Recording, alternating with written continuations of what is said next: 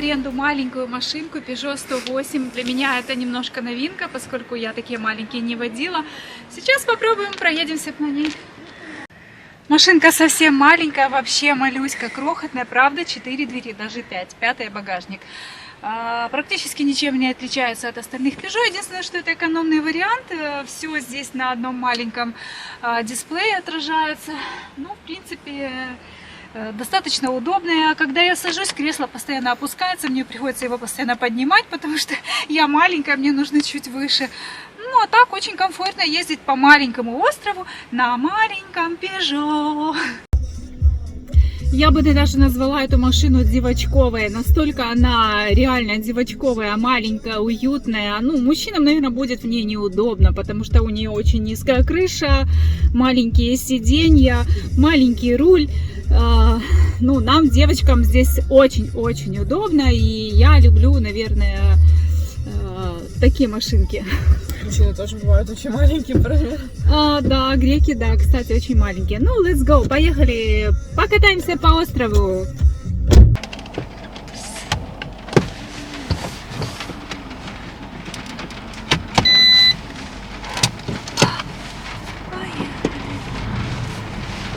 Ага, зеркало нужно немножко поправить. Тут такие низкие сидушки, я вообще в шоке, сидушки реально низкие.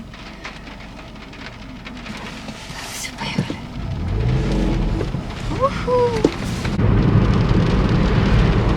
Блин, мне некомфортно, тут очень низкая сидушка.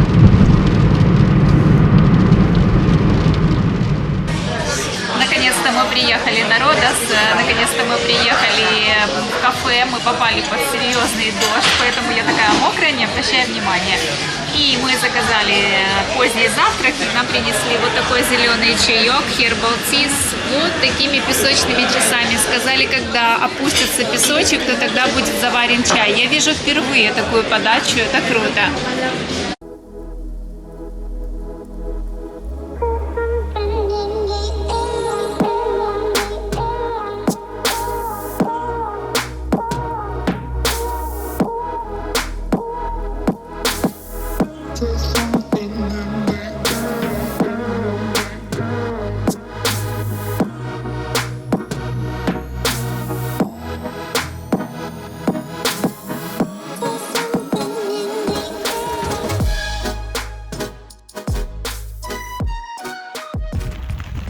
А вот как выглядит Родос зимой, и вот как выглядит крепость. Абсолютно пустая, абсолютно без людей. Более того, сегодня даже идет серьезный дождь.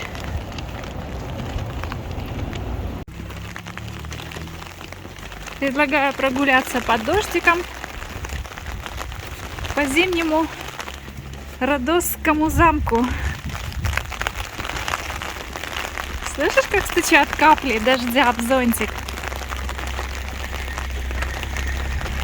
Ну, как ни странно, тут еще и машины ездят. Sorry. Класс! Летом здесь было не протолкнуться, толпа людей. Старый средневековый Родос – один из лучше всего сохранившихся городов, обнесенных стеной в Европе. Город как музей под открытым небом. Каждая улица, здание или площадь связаны с историей. Также внутри города расположены современные отели на любой спрос, оформленные и стилизованные в духе времен рыцарей. Здесь мы нашли апартаменты, чтобы максимально прочувствовать атмосферу. Было ощущение, что мы живем в замке, хотя по сути это так и было. Старый город – это город-замок. Наша хозяйка была чрезвычайно приветлива и добродушна.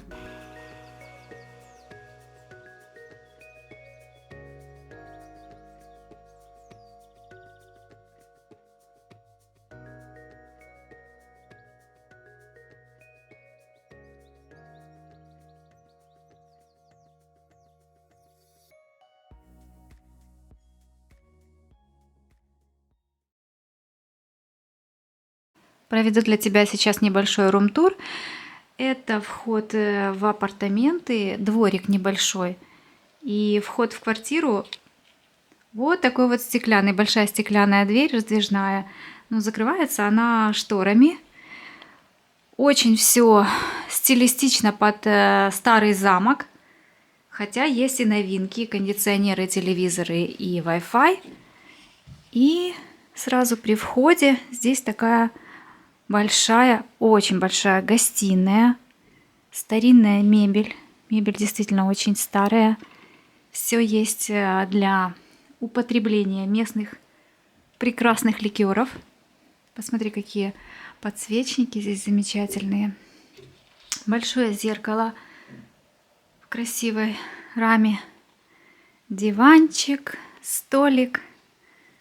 Смотри, какая здесь ширма. Как будто для переодевания. Очень нравятся все аксессуары в виде статуэток. Столик тоже. Вот такой небольшой деревянный. И здесь за гостиной сразу в эту сторону маленькая кухонька, а в эту сторону спальня. Пойдем покажу тебе спальню. Она тоже идеальна. Кстати, стены здесь из камня. Просто шершавый настоящий камень. Даже ничем его не покрывают, не закрывают. Посмотри, какая огромная кровать. И здесь выход в санузел. В одну сторону в санузел, в другую сторону опять на кухоньку. И есть окошко в гостиную. Кровать действительно очень большая. Хозяйка спросила, вы спите с дочкой вместе? Если хотите, можете разложить диван. Ну, мы, конечно, спим вместе. Посмотри, какая она огромная, высокая. Мне практически по пояс. И тоже все в камне и в дереве. Смотри, какая люстра. Огромная люстра. Огромное зеркало. Это прям номер, как будто для новобрачных. Очень нравятся эти стены. Все как будто ты в замке находишься. В старинном таком, почти пыльном замке. Но номер очень чистый, красиво убрано. И шкаф отстроен камнем тоже. Смотри. Такие вот двери. Красивые резные решетки. Вот такие вот двери. Здесь есть одеяло, плечики. Замечательные апартаменты, хотя двери тоже в таком старом стиле. Я думаю, они действительно старые, просто их хорошо отреставрировали. Очень красивые. В принципе, здесь все красивое. Даже вот эти, казалось бы, современные стулья, но они тоже старые, просто отреставрированные. И очень большой телевизор, и 2 кондиционера. Выход в гостиную. Пойдем пройдемся на кухню, покажу. Кухонька совсем маленькая, такой совсем малюсенький слот. И вот такая кухонька. Здесь есть все, абсолютно все необходимое. Плита, вытяжка, микроволновка, разнообразная посуда.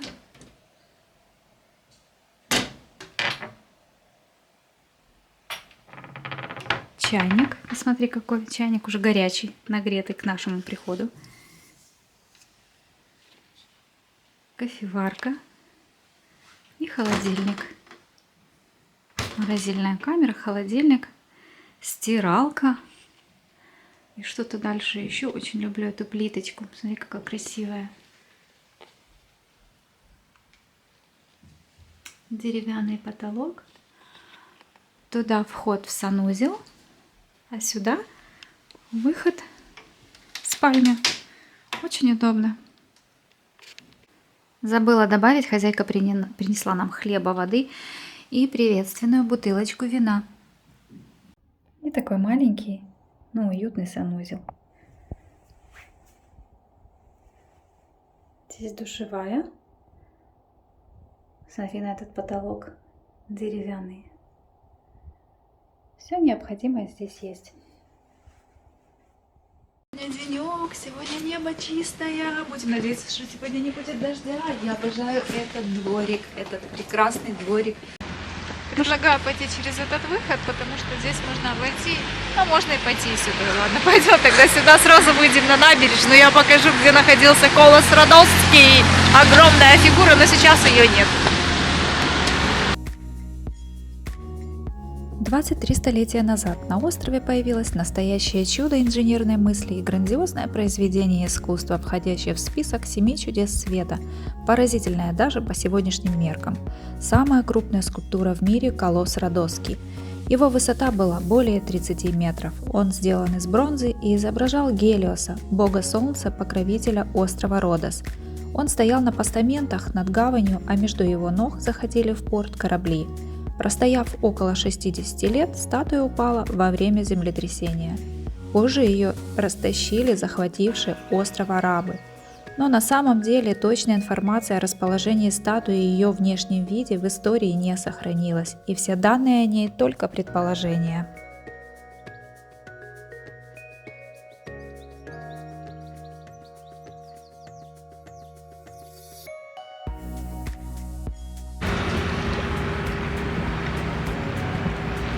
Вы только взгляните на эту красотку.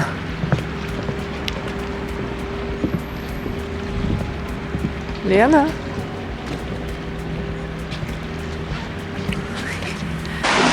общем, сюда в этот порт заходят такие огромные, огроменные пассажирские корабли.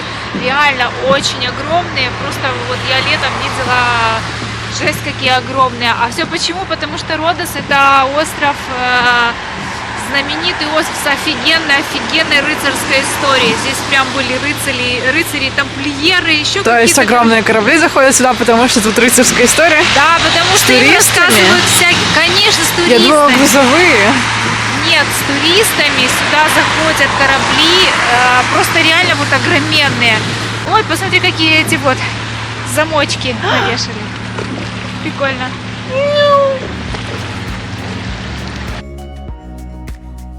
Родосская крепость – это и есть старый город, который окружают мощные крепостные стены и ворота. Город имеет 11 входов, а внутри находятся все его достопримечательности. Крепость построили рыцари-госпитальеры в XIV-XV веках. Она была самой неприступной в христианском мире. Но после 6-месячной осады крепость взял Сулейман Великолепный, да, тот самый из сериала. Турки позволили рыцарям покинуть остров, и те переехали на Мальту, образовав Мальтийский орден. Самая главная достопримечательность города – это дворец великих магистров. Красивейшее здание, сохранившееся уже более 700 лет. За 2 века, что Родосом владели рыцари, во дворце по очереди заседали 19 великих магистров. Когда остров взяли турки, они устроили здесь тюрьму, а уже при греках, к которым Родос отошел в середине прошлого века, в замке был открыт музей. Мы стоим перед Родосской крепостью. Когда после крестовых походов пал Иерусалим, рыцарям-крестоносцам пришлось решать, что делать дальше. Тамплиеры поехали дальше во Францию, а госпитальеры захотели отделяться далеко от Святой Земли, и поэтому они захватили Родос вместе с тамплиерами. Тамплиеры поехали себе дальше, а госпитальеры остались в этой крепости. Это пошло на пользу этой крепости, и это был ее расцвет, потому что госпитальеры поднимали, взращивали здесь все. Родосская крепость была последним бастионом христианства в Восточном Средиземноморстве, и госпитальерам очень активно помогали близлежащие государства, и какое-то время эта крепость принадлежала христианству, и поэтому это последний ее оплот. Дворец великих магистров – самое внушительное здание старого города. Тут находился штаб рыцарей святого Джона, который служил им надежной крепостью. Дворец был возведен в XIV веке на остатках форта Бизантины. Двухэтажное здание располагает большим внутренним двором. Во время турецкого нападения дворец был разрушен, но полностью отстроили его итальянцы с 1937 по 1940 год. Они провели реставрацию в качестве летней резиденции для Муссолини. Кстати, сам Муссолини здесь так ни разу и не показался. Вход во двор бесплатный, а в само здание стоимость 6 евро. Сад закрыт для посетителей. Особое внимание стоит уделить внутреннему дворику с мозаичным полом и 8 статуями, выполненными во время эллинской эпохи. Обратите внимание, у них отрублены руки и у многих отрублены части тела, части лица, поскольку когда приходили сюда османы, они рубили все, что не нужно, все, что нужно и не нужно.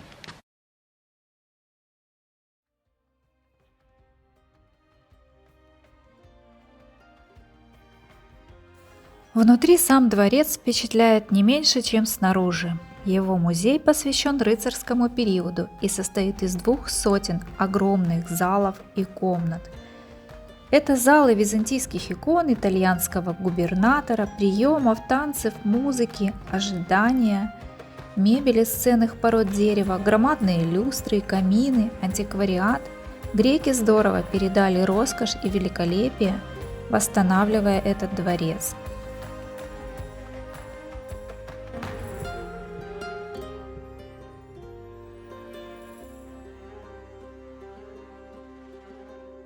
Впечатляет и оформление комнат, основная часть их отделки, мрамор, золоченые детали на стенах, фрески. Среди украшений будут интересны ковры, греческие статуи, амфоры, вазы. Вот так сидели в этих нишах, на этих скамеечках, тамплиеры, и вели свои заговоры. Смотрели в окошко.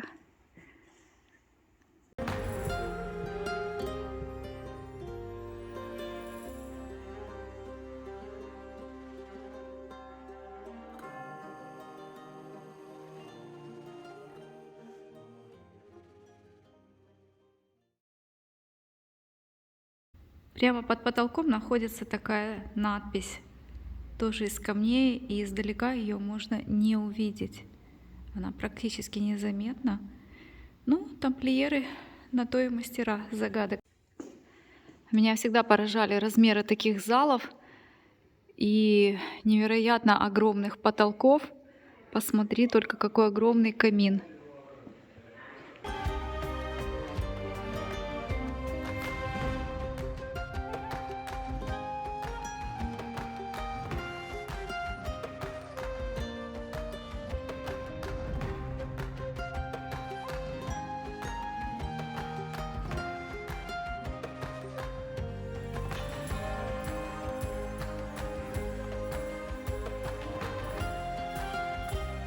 А вот и зал, посвященный Мальтийскому ордену. В нем собраны экспонаты, характерные для того времени.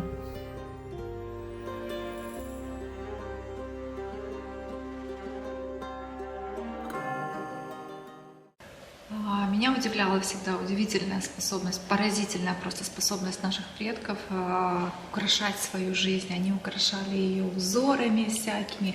Посмотри только на эту люстру, какая обалденная, просто обалденная люстра. Посмотри на эту мебель, какая красивая ткань, бесконечные узоры на этой мебели, пол в прекрасной плитке. В общем, жизнь была прекрасна. А это знаменитая улица рыцарей. На этой улице жили когда-то рыцари-тамплиеры. На стенах этих зданий можно увидеть разные гербы. Практически по ним можно изучать геральдику, поскольку здесь представлены все христианские знаки. Брусчатка, точнее мостовая устелена брусчаткой, камешки поставлены на бок. Это просто удивительно. Сейчас здесь живут всякие мэры, пэры и другие знаменитые люди, хотя внешне можно подумать, что здесь вообще закрыто и никто не живет и никого нет, но поверь, там даже птички в окнах поют. Вот, например, здесь живет министр культуры. Иногда здесь можно встретить различные офисы. Смотри, это даже здесь написано, что это улица рыцарей.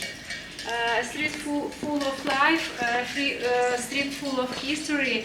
И здесь старинные фотографии, как это все выглядело. Прогуливаясь по улице рыцарей с закованными воротами, можно увидеть интересный дворик с фонтанчиком, к которому мы еще вернемся, посещая археологический музей. Это остров котов. Посмотри, сколько Здесь их безумное количество, все они накормлены, обласканы и подставляют спинку, чтобы их погладили. Также коты встречаются в виде статуй в музее. Второй музей, находящийся на территории Родосской крепости, это археологический музей, и мне он понравился даже больше, чем замок Великих Рыцарей. И вот почему. Здесь потрясающий внутренний дворик с фонтанчиками, садами, и также есть домик османского принца. А вот это тот самый зал в археологическом музее, который я тебе рассказывала, в котором можно было бы снимать «Игры престолов». Но, как оказалось, это больница. И там, если посмотришь, на стенах такие стелы, где указаны имена всех госпитальеров, многих госпитальеров. Мне почему-то показалось, что здесь можно поставить кресло с мечами и снимать фильм «Игры престолов». Но, как оказалось, это больница, где стояли койки и лечили знатных людей. А вот здесь даже маленькие комнатки, совсем малюсенькие, где лежали... Это был наподобие хосписа, где лежали уже неизлечимо больные. Пойдем покажу тебе эту комнатку. В ней особо ничего такого нет, но ее размеры. Вот она вот такая вот малюсенькая. Совсем-совсем маленькая. Здесь лежал умирающий человек. Здесь, в большой комнате для пациентов, имеются рельефные надгробия рыцарей, рыцарские эмблемы и римский саркофаг, используемый в качестве гробницы великого магистра Карнегиана. Самым интересным для меня оказался большой внутренний двор, который сам явился музеем под открытым небом. В нем собраны разные археологические находки, и большинство экспонатов относятся к периоду античности и найдены во время раскопок. Продвигаясь вглубь сада, я заметила большую византийскую летнюю беседку с фонтанчиком и витражами.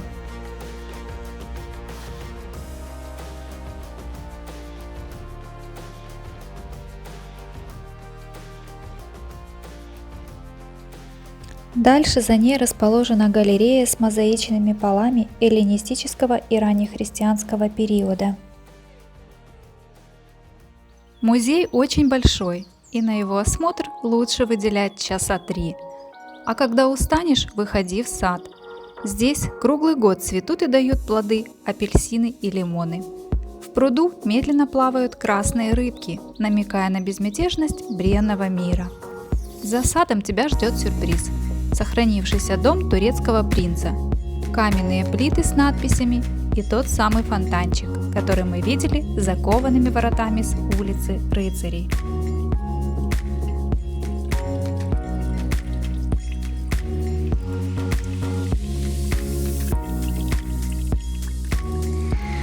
Мы забрели тут какие-то дебри, тут, наверное, никто не ходит, но мы тут точно ходим. Пойдем посмотрим. Смотри, какие тут ступеньки, все завалено листьями.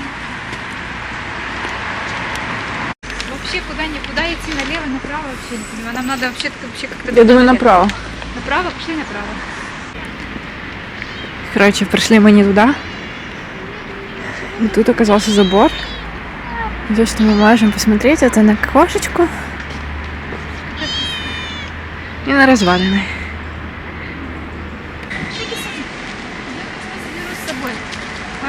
Камень не разрешит. Нет, я туда к хозяйке заберу. Она будет счастлива. очень. Нет котов. Всем нужны коты, а у нее нет котов. Мы ей приведем. А у нас тоже нет кота. Вот у нас собака есть. Ну ты же сказала, что нам нужны коты. У кого есть собака, а всем коты не. Так мы же по кругу так будем обходить. Ты хоть знаешь, куда мы идем? А нам только так, а потом... Привет, голубишка. Пойдем. Пойдем, Пошли, Кисуня, пойдем. Давай, ты со мной. Идем. Кисуня, пошли. Пойдем, Кисунь. Давай, догоняй. Давай. Видишь, ему даже поводок не нужен, он и так за мной бежит. За мной все бегут.